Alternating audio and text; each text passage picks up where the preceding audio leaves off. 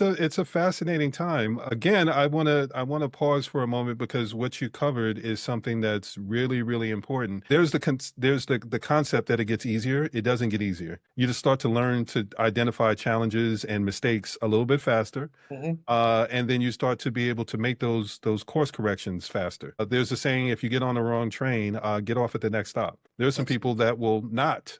Am I on the wrong train? yeah. Stop went by.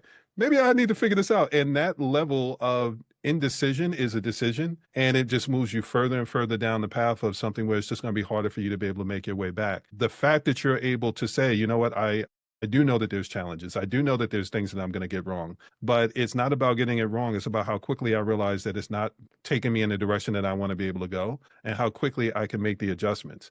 And Yeah. then there's the rinse and repeat. When you find something that works, it is so tempting, especially when you're a creative minded person, to go, all right, well, I figured that out. I can jump to the next thing. No, No, figure out how to be able to repeat that and make sure exactly. that you have that down so that you can free yourself up to be able to have the bandwidth to start looking for the other things that Yeah. you can be great at and do that from there. So I think that's something else that you've excelled at to the point where you're not necessarily thinking about it the same way as someone that may be earlier stage where they're still in the process of trying to figure out that first version of it or that first iteration. You're able to say, for example, you went from, let me double check, you went from 20 pot walls to 3,000 pot installations. You don't see that kind of growth if you're still trying to figure it out. You have to figure it out, then figure out all the other options.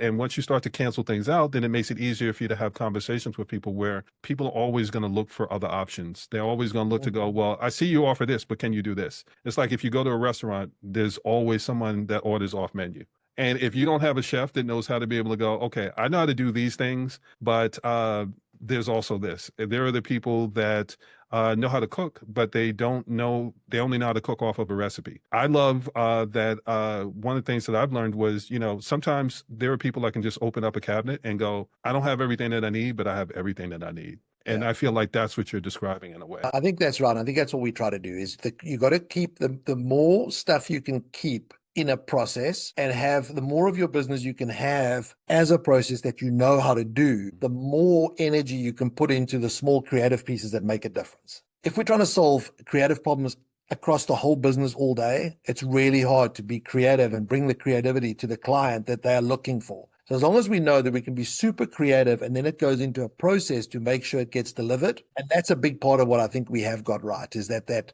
once we've made the creative pieces, once we've got that little creative piece right, being able to get it into a process and get it executed is, and make sure, because that's the execution is what makes the client happy. Creativity is what gets them excited, but the Yes. execution is what keeps them happy. And getting the execution right has been a big part of our focus. And so it's that part we're very comfortable with.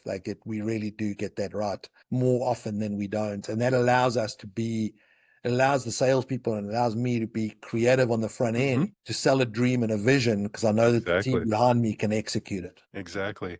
Yeah, I mean, there's so much to that. It's yes, the sale is great, but that's what gets someone to the door and maybe Mhm. on the other side of it. It's really about the experience because the experience is the ongoing thing. That's what allows people to keep the lights on. It's what allows people to have that sustainability. It's so much easier to sell to someone that's already a customer than it is to go out and find that ideal customer all over again. Because if they were ideal, then you wouldn't have to work so hard to be able to resell them. So Exactly. identifying what works and creating an experience where you have a system in place. One of the things that stood out to me was when we were talking about it, I'll bring it back to the plants because I know we've been talking Mhm. about entrepreneurship, but your care plan. Like, you will say when someone's like, "Oh yeah, we got it," and your thing is, "Do you though?" Like you're not just taking the money and going, "You know what? You'll figure it out." You're not. You're setting them up for success, not for failure. So if you realize that someone's saying, "Well, we want to be able to have this," like you're talking about the 20-foot wall, we need to have a conversation. I need to make sure that I'm protecting not just what I sell, but your experience because your experience is what everybody's going to know about. People will say, all kinds of things with their brand messaging, but what people really listen to are the customer experiences.